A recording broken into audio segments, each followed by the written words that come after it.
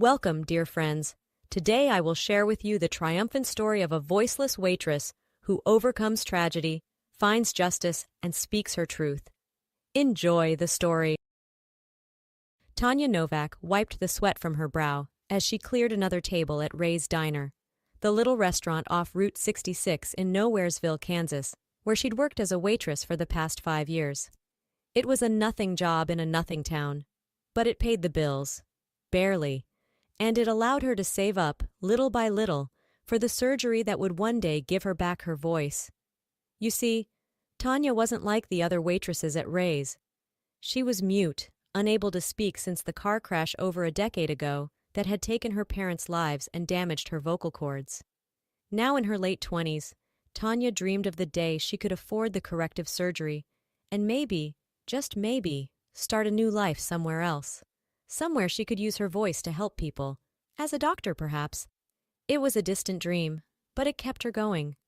The only thing that made the endless shifts at Ray's bearable was her friendship with Sam Hansen, the kind-hearted manager who always had her back. With his support, she could almost tune out the constant bullying from Megan and Val, the two mean girls who also waited tables there. Almost. Tanya was taking her break out back, enjoying a few minutes of peace, when Megan and Val burst through the door in a cloud of cigarette smoke and nasty laughter. "Well, well, if it isn't little Miss Mute," Megan sneered. "What's the matter, cat got your tongue? Oh, wait, I forgot, you don't have one." The girls burst into cruel laughter as Tanya felt her cheeks flush with anger and humiliation. She turned to flee into the kitchen, fighting back tears, when she ran smack into Sam. "Whoa, Tanya, you okay?" he asked with concern, steadying her. Then he saw Megan and Val and his face hardened. "What did you two say to her?" "Us? Nothing," Val said with mock innocence. "We were just having a little fun." "Your fun ends now," Sam snapped. "I'm sick of the way you treat Tanya. You leave her alone from now on. Got it?" Megan rolled her eyes. "Geez, relax. We were just joking around." "It's not a joke. It's bullying. And it stops today," Sam said firmly. "Now get back to work, both of you." The girls exchanged sullen looks but slunk back inside. Sam turned to Tanya with a sigh. "You sure you're all right?" Tanya nodded, managing a weak smile. She was lucky to have a friend like Sam, even if friendship was all it could ever be. He didn't know the truth about her. No one did. And she intended to keep it that way. The next few weeks passed in a blur as the restaurant geared up for its biggest event of the year. The wedding reception of Emily Johnson, daughter of local manufacturing tycoon Edward Big Ed Johnson and his socialite wife Caroline. The whole staff was run off their feet with preparations, working late every night. But while the others complained endlessly about the extra work, Tanya found she didn't mind. Losing herself in the endless cycle of polishing cutlery, folding napkins, and arranging centerpieces was almost a relief. It kept her from dwelling on the past, until the night it all came rushing back. She was taking out the trash after a long shift when Megan and Val cornered her in the dark alley behind the restaurant. "Think you're hot stuff because the boss likes you, huh?" Megan hissed, shoving Tanya against the wall. "Well, let me tell you, it won't last." "Yeah, why would Sam want a freak like you when he could have a real woman?" Val taunted. Tanya tried to push past them, but they blocked her way, hemming her in. She felt the old familiar panic rising in her throat, her pulse pounding in her ears. She opened her mouth to scream, forgetting for an instant that no sound would come out. Suddenly, the back door banged open, and Sam burst into the alley. "What the hell is going on out here?" he demanded. Megan and Val jumped apart guiltily. "Nothing. We were just talking," Megan stammered. Sam looked from their guilty faces to Tanya, trembling and fighting tears, and his jaw tightened. "Save it. I saw you. Consider this your last warning. You pull something like this again, you're fired. Both of you. Now go home." The girls slunk off and Sam turned to Tanya with concern. "Jesus, Tanya, I'm so sorry. Let me walk you home. Make sure you get there safe." She shook her head, embarrassed, but he insisted. As they walked the quiet streets, Tanya felt a sudden urge to unburden herself. Before she could second-guess it, she found herself typing a message on her phone and holding it up for Sam to read. "I wasn't always mute. There was an accident when I was 15. He looked at her phone, then back at her, stunned. She kept typing, the words pouring out of her. "A drunk driver hit our car, killed my parents instantly. I survived, but my vocal cords were damaged." She went on to explain about her dream of getting surgery someday to restore her voice, how she was saving every penny, even though it would likely take years, how much she hated being pitied, being seen as a freak. When she was done, Tanya felt oddly light, as if a weight had been lifted. She looked at Sam nervously, afraid of what she'd see. But his eyes held no pity, only kindness and understanding. "I had no idea, Tanya. I'm so sorry you've had to go through that, and all alone. But you're not alone anymore, okay? I'm here for you, whatever you need." Tanya blinked back tears, overcome with gratitude. She typed 2 simple words. "Thank you." The day of the big wedding reception arrived, and the restaurant was in chaos. Limos full of tuxedo-clad men and designer-draped women rolled up to the entrance, spilling out VIP guests of the Johnson family.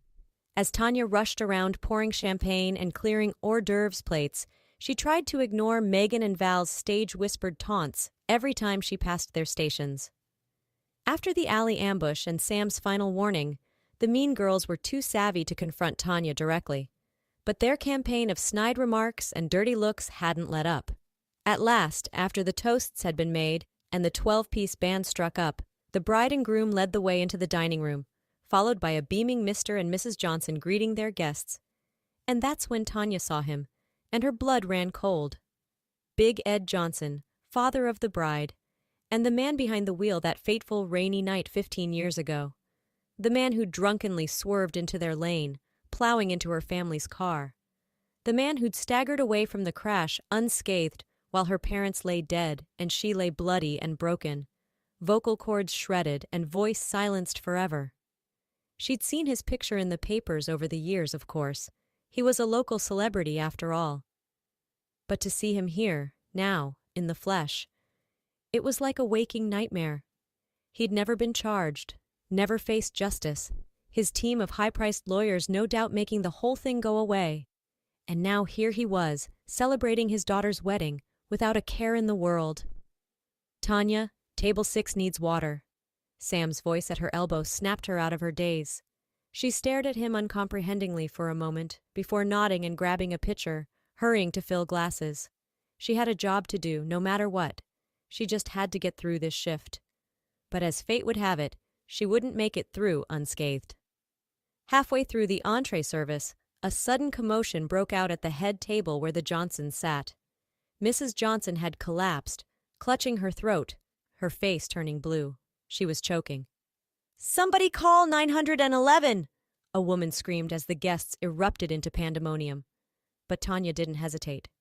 In an instant she was at Caroline Johnson's side, wrapping her arms around the choking woman's waist and administering the Heimlich maneuver, just as she'd learned in the basic first aid course Sam had made the whole staff take last year.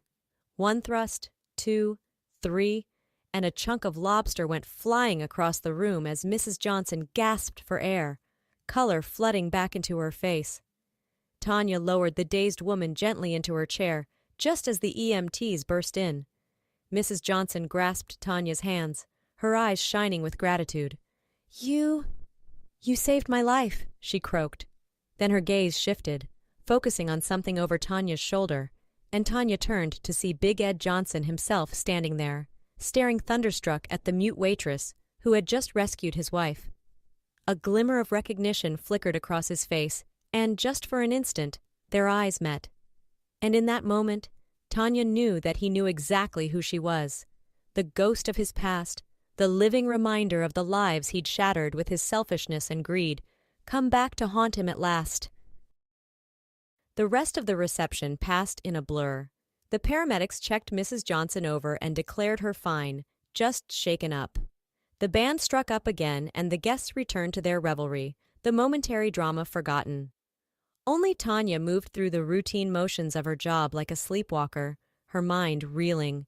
She couldn't stop thinking about Big Ed Johnson's face in that moment of recognition.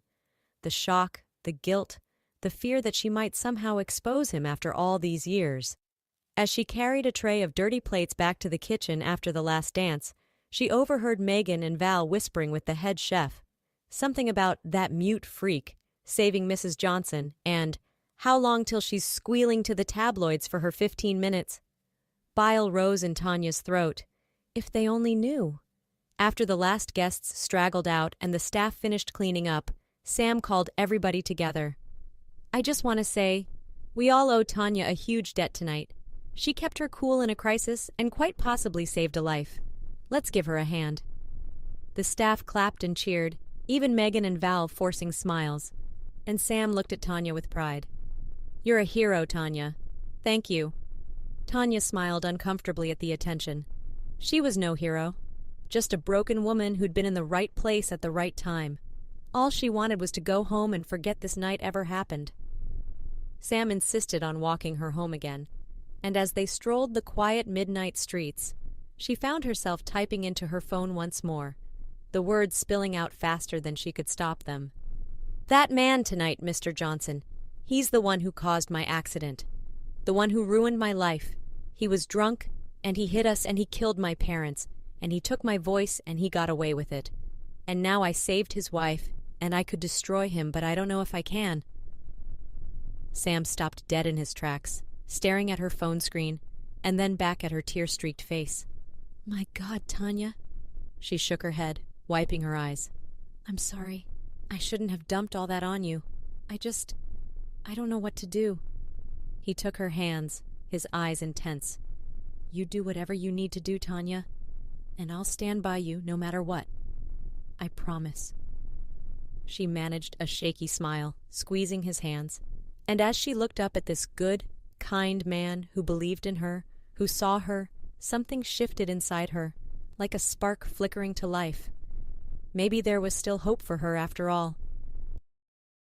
When Tanya reported for her next shift 2 days later, the restaurant was abuzz, but not with its usual chatter and kitchen clatter. Instead, the staff huddled in whispering knots, shooting her strange looks as she tied on her apron. She'd barely clocked in when Sam called her into his office, his face grim. He motioned for her to sit, not quite meeting her eyes. Tanya, I'm afraid I have some bad news. He began heavily. I've been instructed to let you go, effective immediately. Tanya stared at him, uncomprehending. Let her go? But why? Was this because of the choking incident? Because she'd saved Mrs. Johnson? It didn't make any sense. Sam sighed, his expression pained. Apparently there was a phone call from a very influential customer who was at the wedding. They demanded your termination. I fought it, Tanya, I swear I did, but my hands are tied. I'm so sorry. And just like that, she understood. Big Ed Johnson. Silencing her. The one living witness to his crime. The one person who could expose him. Even now, he still held all the power. Rage and despair warred within her, but she pushed it down, standing on unsteady legs. She pulled out her phone and typed a final message to Sam, tears blurring the screen. Not your fault. Thank you for everything. Goodbye. Then she handed in her apron and walked out of Ray's diner for the last time, ignoring the stares and whispers. It was over. It was all over. Now what would she do? Lost in hopelessness, she didn't notice the black town car idling at the curb until the tinted rear window rolled down and a familiar voice called out, Tanya, please wait, I need to speak with you. She turned, her pulse quickening as she saw Caroline Johnson leaning out of the car, her expression anxious but determined. What could she possibly want? Mrs. Johnson opened the door, beckoning to her. Please get in. There are things you need to know about my husband and about what happened to your family. 6 months later. The little white clapboard church was strung with fairy lights and bursting with flowers as the wedding guests filed in, taking their seats on the old wooden pews. Megan, Val, and the rest of the restaurant crew slid into a back row, whispering excitedly as they craned their necks to see the groom fidgeting nervously at the altar. I can't believe it's really happening, Megan murmured. I never thought Sam would go through with it, marrying a mute. She's not mute anymore, remember? Val hissed. She got that fancy surgery Mrs. Johnson paid for. I hear she sounds totally normal now. Megan scowled. Yeah, well, she's still a freak. Did you see that article about her in People last week? The waitress who saved a life and found her voice. give me a break. Shh, it's starting. Val stage whispered as the organist struck up and the back doors swung open to reveal the bride on the arm of a beaming Mrs. Johnson. Tanya was resplendent in a simple white lace gown, her dark hair swept up to reveal her radiant smile, and as she glided down the aisle to join a misty-eyed Sam at the altar, she had never felt more powerful, or more at peace. For she had found her voice at last, in more ways than one. With Mrs. Johnson's help, she'd gotten the surgery she'd dreamed of for so long, her damaged vocal cords repaired better than she'd ever dared hope. And with the staggering financial settlement the woman had strong-armed her husband into paying Tanya for his long-ago crime, she no longer had to waitress to survive. She was free, to speak her truth, to live her dreams, to love without fear. As she reached the altar and joined hands with Sam, she thought back to that fateful night 6 months ago, when Mrs. Johnson had revealed a secret she'd kept for 15 years, that she'd been in the car that night too, that she knew what her husband had done, that his drinking had already caused too much pain, and she wouldn't let Tanya be his victim twice over, that she would make him pay, at last, and help Tanya reclaim her future. And she had. The morning after the choking incident, an anonymous source had leaked the buried police reports from Tanya's accident to the press, along with a dossier of other shameful secrets from Big Ed's sordid past. The public outrage had been swift and merciless. Stripped of his influence and facing a slew of lawsuits and criminal charges, Big Ed Johnson had been forced to liquidate his assets to pay his victims, including a massive direct settlement to Tanya herself. He was in prison now, his empire in ruins, and Tanya could scarcely bring herself to pity him. He had shattered her world all those years ago without facing a single consequence, until now. Thanks to the settlement, her surgery, and her newfound inner strength, Tanya had quit her thankless waitressing job and enrolled in college to pursue her dream at last, becoming a doctor, helping others the way she wished someone had been able to help her parents that rainy night so long ago. Her future stood before her now, as bright and beautiful as the gold ring Sam was slipping on her finger. I, Samson Michael Hansen, take you, Tanya Grace Novak, to be my lawfully wedded wife, he murmured, gazing at her with shining eyes, for better or worse, for richer or poorer, in sickness and health, till death do us part. Tanya took a deep breath and spoke the words she'd once feared she'd never be able to say. I, Tanya Grace Novak, take you, Samson Michael Hansen, to be my lawfully wedded husband, for better or worse, for richer or poorer, in sickness and health, till death do us part. Her voice rang out strong and clear, a miracle in itself, and happy tears sprang to her eyes as the small congregation broke into applause. In the back row, Megan sat with her arms stubbornly crossed, the only one refusing to join in. Val elbowed her. Oh, come on, don't be such a bee. Even you have to admit this is beautiful. Megan just sniffed. Whatever. I give it 6 months tops. She's only after his money, you know. Gold-digging tramp. Val sighed. You really don't get it, do you? Look at them, Meg. That's love. Real love. Not everyone is as cynical and shallow as you. She stood up and moved to a different pew, leaving Megan alone with her bitterness. But Tanya saw none of this. Wrapped up as she was in her new husband's arms, lost in the promise of her new life unfolding before her at last. She was Tanya Novak Hansen now, a survivor, a fighter, a woman with a voice and a bright future, and a love that could overcome anything. And as she kissed Sam to the whoops and cheers of her friends, she felt an overwhelming wave of gratitude and joy flooding through her. She had made it through the darkness to the light. She had reclaimed her story and rewritten her ending. And now, at last, she could finally speak the 2 words that meant more to her than any others. I do.